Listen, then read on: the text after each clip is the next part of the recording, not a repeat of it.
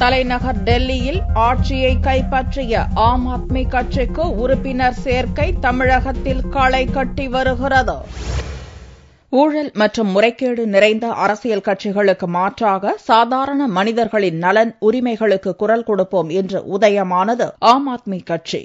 தலைநகர் டெல்லி மாநில சட்டசபை தேர்தலில் போட்டியிட்டு பொதுமக்களின் ஆதரவை பெற்ற அக்கட்சி அரவிந்த் கெஜ்ரிவாலை முதல்வராக பெற்று தனது ஆட்சியை துவக்கியுள்ளது. மாநில கட்சியாக மலர்ந்த ஆம் ஆத்மி தேசிய கட்சியாக பரிணமிக்க துவங்கியுள்ளது.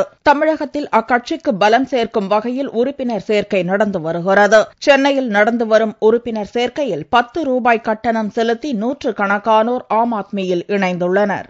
டெல்லி வெற்றிக்கு அப்புறம் அந்த தாக்கம் தமிழகம் முழுவதும் இப்ப பரவி இருக்குங்க. கிட்டத்தட்ட தமிழகம் முழுவதும் இப்போ ஒரு 35,000 மக்கள் இப்போ நேரடியா எங்ககிட்ட மெம்பர்ஷிப் ஆயிருக்காங்க.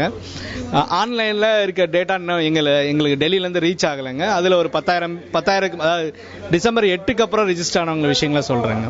ஒரு 10,000 மேற்பட்டவர்கள் ரிஜிஸ்டர் பண்ணியிருக்காங்க.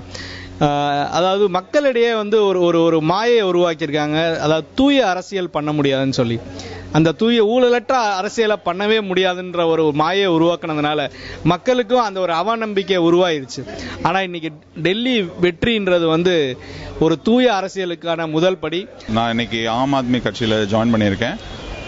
இது ஜாயின் பண்ணதுக்கான ரீசன் ஒரு டிஃபரன்ஸ் இங்க கொண்டு வரதுக்காக தான். தமிழ்நாட்டில் திராவிட ஆட்சி ரொம்ப கெடுத்துட்டாங்க. 25 வருஷத்துக்கு மேல கிட்டத்தட்ட ஸ்பாயில் பண்ணிட்டாங்க ஃபுல்லத்தையுமே. ஸோ இது ஒரு சேஞ்ச் இங்க கொண்டு வரணும். இந்த மாதிரியான ஒரு டெல்லியில் என்ன நடந்ததோ அந்த மாதிரி தமிழ்நாட்டுக்கும் வரணும்.